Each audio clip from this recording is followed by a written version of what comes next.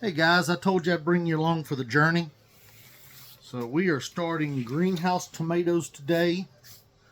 And from here on out, it's just going to basically be revving up more and more every day. You can see how busy we are. It's the end of January and the Christmas tree is still up. Technically, that's not been busy. Tiffany's been down. That's her function around the place is the Christmas tree. And she's been down from surgery, so in recovery mode. So I'd say that'll get put up this week and be out of here, and we'll be moving towards springtime. So, talk to you about some of the varieties that we're growing this year. Some are new, some are tried and true. If you watched our last video, you saw an unboxing video that talked a little bit about some of these. We'll try to answer any questions you got here. And sorry, I was looking at my seed tray. Wasn't ignoring you. Multitasking here. So, I like keeping records. And we got to have records for our organic certification. So, see what I draw out here. If you look, you'll see this is my variety. And then we have how many I need, where it's going, 2025 seeds for greenhouse number 5, the date that I seeded them, what type this is. These will all be tomatoes, so it'll be tomato across the top, and then I'll draw a line all the way down because it's what they're all going to be. How many trays. That don't apply as much to this as it does other things, and I actually won't use trays on this particular thing because of what I'm doing. How many we seeded. So if I need 32, I don't want to sow 32 because if I have a couple of 3 or 4 not come up, I'm short tomatoes. And then germination. So this is how I track how many germinated compared to what I seeded. So these seeds are almost all Johnny's. And I've got a few coming from Osborne. So if Johnny's has a problem out of, let's say, Golden Sweet, and they only germinate 50%, and everything else in this tray does well, then I know Johnny's has a problem. I'll contact Johnny's and they'll make it right. Now, if the whole tray does bad, it's my fault, not their fault. If I have a whole section of the tray that don't germinate, that's my fault because I didn't keep it watered. It's not going to happen on tomatoes. We stay on top of that, but it could. So don't just blame your seed supplier. Sometimes it's your management issues. And then we have the source. So that's how I'll label where these come from. Because some of these I may, like our pink Berkeley tie-dye, for example. I've got those bought from 3 different sources. So I got to record which source I'm seeding from. For several reasons. 1, if I have bad germination, back to our germination. But 2, if one of those companies happen to have a seed recall and I can't sell the plants out of them under my organic label for some reason, or maybe they contact me and go, hey, the seeds we sold you are not what they're supposed to be. We packaged them wrong. We're sending you a new package. Well, I don't want to sell those to somebody, so I need to mark those. Now, this particular ones we're not selling. They're going in our greenhouse. But the same thing. If I go to plant my pink ID greenhouse tomato, and Johnny contacts me and says, hey, the pink ID are not pink ID. Well, I probably don't want to waste my greenhouse space on something that I don't know what it's going to be. So, records are important. Even for your home garden. But for us, records are very important. Now, I am starting these, literally starting, understand this, in a 512 cell tray. You don't see me use much 512s, but you'll see me start some tomatoes in 512s. So, that's a lot of grids. There'll be 1 seed go in each hole. The reason being, this is greenhouse tomatoes, and they are not cheap. So, I don't want to double up any sales. I don't want 2 of nothing. Nothing needs to have 2 in it at all. And I put the soil in that, and then to compact it down, I just take another tray just like it, and I'm going to set that right on top. And this particular tray, sorry I'm shaking the camera, this particular tray won't go down in too far. The way it's made on this 512, it stops it. So I can push it down as far as it'll go. And that's what gives me my recess to put my seed in. And then I will go from there and add back to it. So, all right, let's talk varieties for a second. So we are growing this year in our greenhouse. This is greenhouse number 5. If you've watched our videos, that's the one we just built. That's the 30 by 96 Atlas Budget Plus greenhouse. And it's a great video series. We've got about 5 videos in that. And then I think we got a final walkthrough that shows you some tips and tricks and shows you the construction of the greenhouse, so you really can get an idea of the quality of this Atlas greenhouse. It's got a slight snow load rating. We will likely never get enough snow that'd be an issue for it. If we ever do, I'll sweep it off. That's a different video. But anyway, so start with cherry tomatoes. Edox is one that we fell in love with years ago. Edox is and most all of these except for one greenhouse varieties will be a hybrid. I've got one that we grow in here that is not a hybrid. We're going to give it a try this year with quite a few of them. We've grown it before in the greenhouse, but we're going to give it a little bit more. When I say greenhouse, it's technically a high tunnel. The only time we will heat this is early in the season when we get those spring nights that get really cold and frost is coming, or really cold weather. We'll throw some heat in there to keep the plants alive. But other than that, this is an unheated greenhouse. So now, that being said, November, you might see us put some heat in there to, if we got a good crop still going on, to try to get between mid-October and Thanksgiving, trying to keep those tomatoes producing for that extra 40-ish days. So that's what we're looking for, if we got a good crop going. This year, we didn't get our shade cloth on. The crop wasn't nice at that time, so we just let it go. There was no need to put heat on something that wasn't producing. So Edox is one that we grow every year and have now for years. It is a hybrid greenhouse tomato, cherry tomato. It is 55 days to maturity, and an amazing producer. It produces tomatoes on these long trusses, so you can sell tomato trusses if you want to. That's not generally how we promote our cherry tomatoes. We package our cherry tomatoes in half pints and pint containers. And our customers love it that way. They're used to coming to market. We stack them up on the table, and they'll buy 1 to, some people will buy 8 boxes of cherry tomatoes. So we appreciate those customers. They love our cherry tomatoes, and we pack an assortment. Edox is the exception to that. It does go in our assortments, but it also is sold as we will sell it when we have an abundant crop of it as an individual, because some people like just red cherry tomatoes, and it's a great one to package that way. Midnight Snack is a new one for us. That's a darker cherry tomato, as the name sounds. That is an Osborne variety that we're getting from Osborne.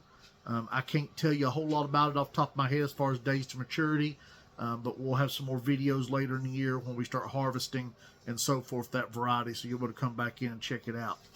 Another one that we have done now for, this will be 3 or 4 years, is Sun Peach. We fell in love with Sun Peach. It's an amazing producer. Our customers love it. Some customers come back particularly for that variety. We only sell that variety in assortments, but it's that popular. People come back and go, I want cherry tomatoes, but is that tomato in it? And yes, it is. Rarely do we have a week that's not. We grow extras of the Sun Peach because so many customers love that tomato, and we love it. We tend to eat a few handfuls while we're working in the greenhouse every time. And that is a Johnny's variety, hybrid, of course, like I said, and 60 days to maturity on it. So just a little bit longer than Edox, but not that much longer. Sun Orange is another new one for us this year. We're trying it instead of the one that we had been growing. The one we had been growing, we've had mixed reviews on our end with its production. The tomato tastes great. It doesn't produce as well. So we're going to try Sun Orange this year and see if it can replace it in the greenhouse. It's not technically a greenhouse variety, but it's a protected culture variety. So that means you grow it in a high tunnel is what it is. And like I said, I'm calling some of these greenhouse varieties, but some of these are technically protected culture varieties. And there's a little bit of difference because you're not controlling the climate in the greenhouse. So that's one that's up for us. And then, okay, yeah, there, because I missed it. And then the other one that we have now grown for about same time as Sun Peach, maybe a year longer, I'm not sure. Golden Sweet. So Golden Sweet is a grape tomato, hybrid again also, not genetically modified. Understand that hybrid does not mean GMO. GMO is not allowed in organic, and that's not what these are. Hybrid just means they took two different tomatoes and crossed them together. Sometimes three different tomatoes. They'll cross one into it, then another one into it to get what they want. And that's what this is. So they're breeding for tomatoes that can handle living in life in a greenhouse, but still taste good, look good, be stable enough to take to market. I grow some tomatoes, cherry tomatoes for us that are great to snack on off the vine, but they don't keep but just 1 or 2 days. It's not a very good market tomato. So it is a 60-day to maturity variety. So we're looking forward to those. So moving on to slicers. So pink, no, I'm going to start there. Let's start with Hot Streak. Hot Streak was our #1 most popular tomato of this past season. Everybody just about wanted Hot Streak. Not everybody. That would have been a problem.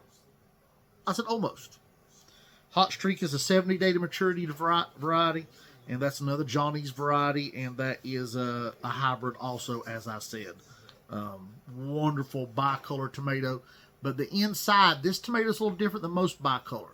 This tomato is red and kind of yellowish gold on the stripes that go down it, which comes the name, I'm sure, Hot Streak. It's got streaks down it that remind you of a little bit of a flame on that red tomato. Flavor is what I would call a little bit sweeter, just a little bit.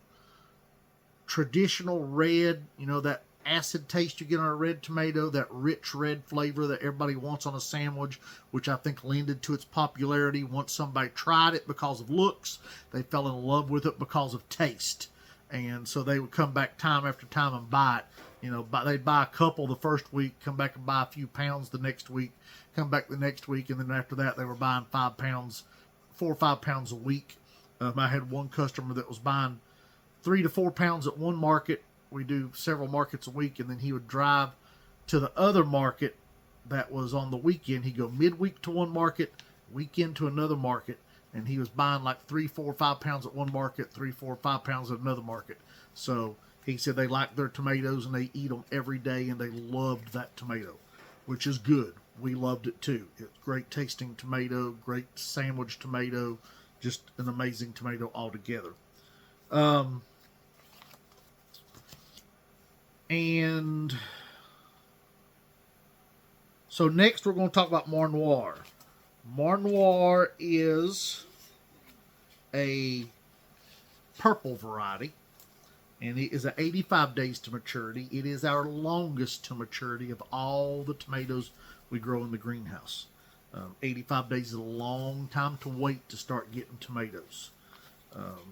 Time you seed these and grow them and transplant them, you're talking this will be 120 days from today when I seed them to when we start picking these, roughly. That's a long time to wait, but it's a delicious tomato. It's a Cherokee Purple type, so it gives you that flavor. Cherokee Purple carbon, it's in that flavor, and it looks just like them. So you're not going to tell no difference in it, and we love it.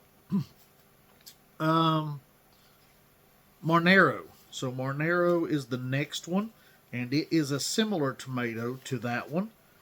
It is a Cherokee Purple type tomato, heirloom looking tomato, and it is a 72 days to maturity. So if you can't do the math on that, that is almost 2 full weeks quicker that this will be producing tomatoes for us, which is amazing. That being said, the Monero will reach peak production and start to taper off a little bit, and then the Mar Noir will come in at peak production. So we'll have real good, and then we'll have our outside tomatoes too. So we'll have real good, consistent purple tomato production, purple/black, whatever you want to call them. I call them purple. But anyway, consistent production, which is great for market and great for us because we eat tomatoes 2 and 3 meals a day during tomato season. Gin Fizz. So Gin Fizz is a staple for us. We probably wouldn't grow any greenhouse tomatoes if we couldn't grow a Gin Fizz along with it. Gin Fizz is an amazing producing tomato. They come on really heavy, strong, nice big tomatoes. They remind you of a hillbilly potato leaf, but not quite as big as hillbilly potato leaf can get. Like a big rainbow striped German. They're that type of bicolor tomato, orange primarily, with a red streak that bleeds inside the tomato. Beautiful, gorgeous, great flavor. Probably for me, those type of tomatoes are a top 5. So you can't go wrong. And at market, them are the ones that people almost fight over. The bigger they are, the more they want them. If they're a 2 or 3 pounder, everybody wants it. Everybody wants it. So 72 days to maturity and a must grow. Downside of Gin Fizz is we found out the hard way. First year we grew it, it was half the greenhouse. We had a way smaller greenhouse than this. And it was half the greenhouse. Tomato production was amazing until about halfway through tomato season, and they fizzle out. They just basically stop, and they're not worth growing after that. Take them out, put something else in their place, because they're not going to give you no tomatoes to count for anything. Known problem with the variety, but they come on heavy and strong in the beginning, so you'll be harvesting and harvesting and harvesting and harvesting. Makes up for it, and the flavor is amazing. Margold. Margold is another bicolor type tomato similar to Gin Fizz, but it doesn't fizzle out. It doesn't produce as heavy, but it does a longer season. And it's a 79-day variety, so it also takes a week longer to give us tomatoes than a Gin Fizz does. Mai Tai. Mai Tai is one we're going to try this year. It's similar to them too. We're kind of hoping production is similar to maybe Gin Fizz, and maybe we can have another variety that gives us a sustained harvest. That is coming from Osborne also. So we're looking forward to Mai Tai. Next is Pink Berkeley Tie-Dye. Now this is the only non-hybrid in the greenhouse. Every other tomato in the greenhouse is a hybrid, and we're trying this one this year because they recommend it for protected culture. Now, that don't mean you can't grow other tomatoes, but some tomatoes disease real easy, and we love Pink Berkeley Tie-Dye. It is a top 5 tomato for me. Absolutely, sandwich-wise for sure. It's a top 5 slicing tomato for a sandwich. It's just amazing flavor. So, Pink Berkeley Tie-Dye. Watch our videos, like and subscribe for more information on this one as the season comes on. We'll show you how it does compared to the other plants. We'll talk about production compared to the other varieties in the greenhouse. We'll talk about some of the reasons why we're experimenting with Pink Berkeley Tie-Dye. 70 days to maturity. That is a Wild Boar Farms variety. It's coming from Johnny Seeds, and this one is certified organic. But that is a Wild Boar Farms creation. So it's what we consider a modern heirloom. It probably isn't old enough, even though it's probably getting close. It isn't old enough to be considered an heirloom, but it's not a hybrid. It's not been a hybrid for forever. It was originally a hybrid, but it's been a stabilized variety now for a long, long time. Okay, and Dark Star is another one that we are growing from Osborne, and I do not remember what this one looks like. I picked it because I liked it, so you'll have to like and subscribe and tune in to some of our videos to get to see some of these varieties and let us talk about them with you. Cuba Libre is another one from Osborne that we're growing and trying this year. We're going to see how it does. Some of these seeds are not nearly as expensive as some of these other ones we're growing. So if production was to be as good and flavor was just as good and we don't see any downside to it, a couple of these may replace a couple of these other varieties that the seeds are outrageous. Some of these varieties, it's $1 per seed or more. So if we can control input cost, it's obviously much better, much better. Pink ID. So that's a classic pink tomato. Reminds you of a brandy wine, maybe a tad smaller than a brandy wine, but that type of tomato, pink brandy wine type. 72 days to maturity. This is a Johnny's greenhouse variety. I think we grew this once, but we didn't track it. So I can't answer questions about it. It just got lost in the shuffle, harvested, sold. But we're going to try to track it this year. And then Rebelski. Rebelski is a nice red tomato, just a good slicer. Leans towards a beefsteak look more than it does a slicer look, but it's not distorted like some of your heirlooms are. So it'll make a good slicing tomato for the average consumer. And this one's important for us for other reasons also. We ship this tomato to customers that order online, and a couple of our other tomatoes get shipped also. But I've got some that request a red tomato, and the ones that want just red, that's one of the biggest ones we will ship, along with a few outside ones we grow, but that's one of the biggest ones we ship. So now we're going to move into our misplaced one. But anyway, we're moving into our paste / salad tomatoes. And there it is. So we got two that we grow. We usually grow one half roll of one and one half roll of the other one. But demand has been so big for these that we have really increased the one variety. And we may do a whole roll of each next year. Right now we're doing 1.5 rolls, basically, a little more than 1.5 rolls of one. And I'll discuss why on that in a minute. But it's not that it's that much greater. We do slightly prefer it over the other one, but there's a reason behind this. Controlling expense is the reason. So Granadero is the one that we're not growing as many of this year, a little less than normal. And I'll discuss that in a second. It's a 75-day to maturity, and it would remind you, it is classified as a San Marzano type, but it really is way closer to being a Roma type.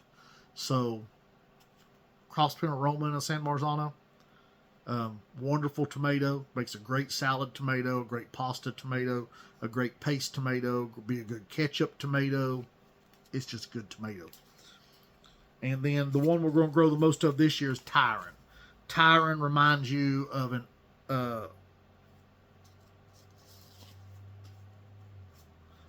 oversized San Marzano, quite large. And they all fall in that paste Roma category, but that's what it is. So, quantity-wise, real quick, and then we're going to call this video very shortly. Edox, we're growing 32. Midnight Snack, there'll be 14. Sun Peach, 22. Golden Sweet will have 12 plants. Sun Orange will have 11. Hot Streak gets 46. Marnoir, 22. Marnero, 24. Gin Fizz gets 46. Margold, 22. Mai Tai gets 24. Pink Berkeley Tie-Dye gets 22. Dark Star will get 24. Cuba Libre will get 17. Pink ID is 15.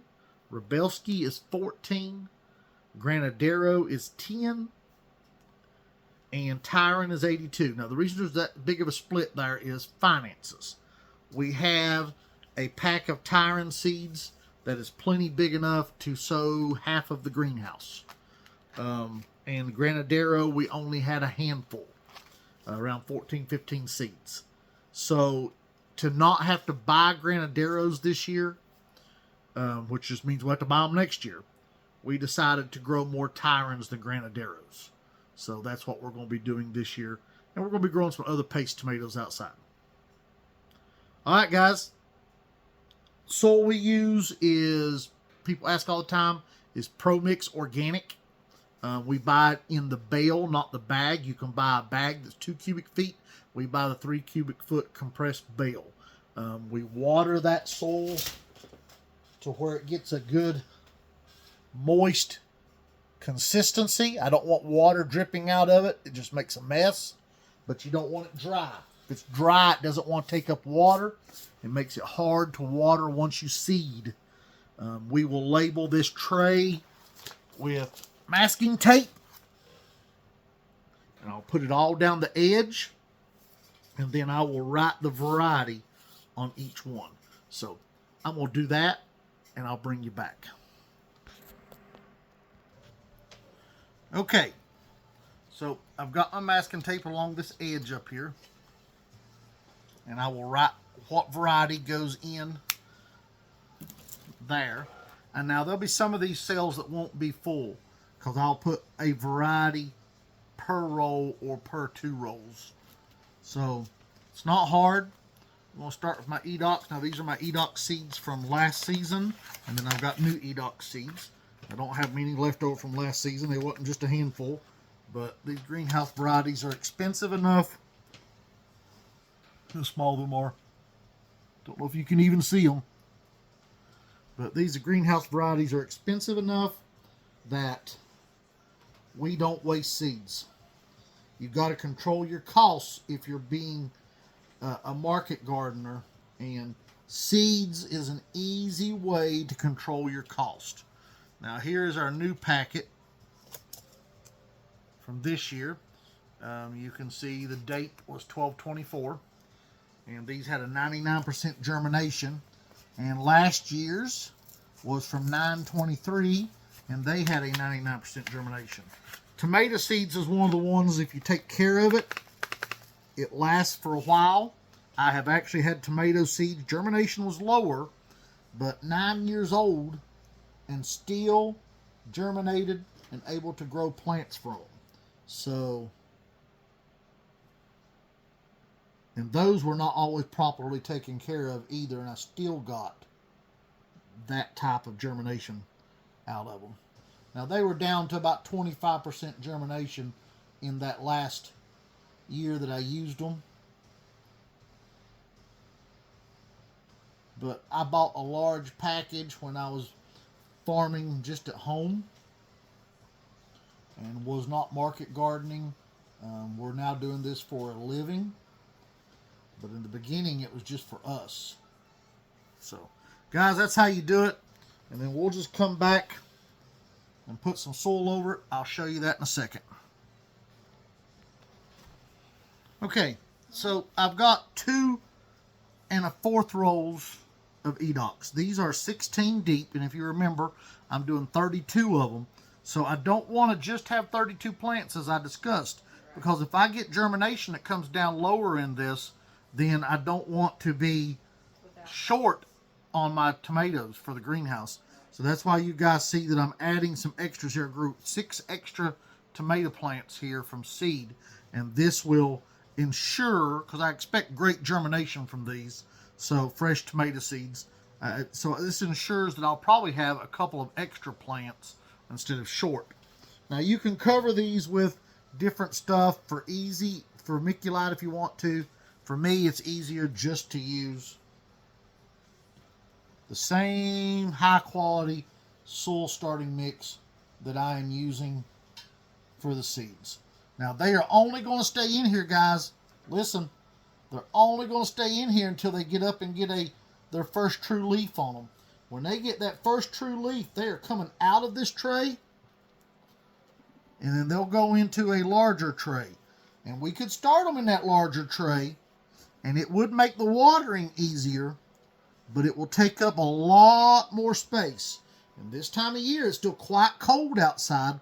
Matter of fact, we just had single-digit temperatures just the other day for a week, and we don't want to have to pay a higher electric bill back to, remember guys, control your expenses for your market garden. You don't want to have more invested than you need to. But I do want to have these tomatoes at market early as can. Our market usually starts the 1st of May. I wished it started the 1st of April. We usually start the 1st of May. That's a problem with our city. But this year we'll be starting the 2nd week of May because the city booked our pavilion for something else. So here we are. So anyway, that's all there is to it. And then I'll just take a Sharpie. We use the industrial Sharpie. Sharpie themselves told us this was their longest lasting, most durable marker above any of the rest of them they sell. So this is what we use, and it works great. And I will just come right out here on the end of the tray, and I'll draw me a line between this cell and this cell. So I roll and roll between those two rolls so I don't get confused. And edox is obviously a little word, so I don't even got to get carried away. I got plenty of room. And then down here on the bottom, I'm going to write right on each corner, it'll say Greenhouse 5. That way there is no confusion as to where these go. And again, guys, it's that easy. It's not complicated. Get your stuff and grow something. There's our soil starting mix. There's my stack of trays. There's propagation trays. And you may not want to do them like we do, but currently that's what we got to work with, and we got to make money to run the farm. So we're building infrastructure. We keep building new greenhouses, but honestly, guys, those greenhouses make more money with tomatoes and cucumbers and peppers in them than they do seed starting stuff. So until we get a couple more greenhouses, this is where we're at. Now, hey, if you got some spare money laying around and you want to send $25,000, $35,000 to us, we can buy us a propagation house and get it put up. But until then, we do what we can do. All right, guys, like and subscribe. Share this video with friends. Comment below. What's your favorite tomato? When do you start seeds for your tomatoes? Do you grow tomatoes in a greenhouse, high tunnel, outside, in the dirt? What do you do? We grow in dirt only. So that's us. Thank y'all. See you.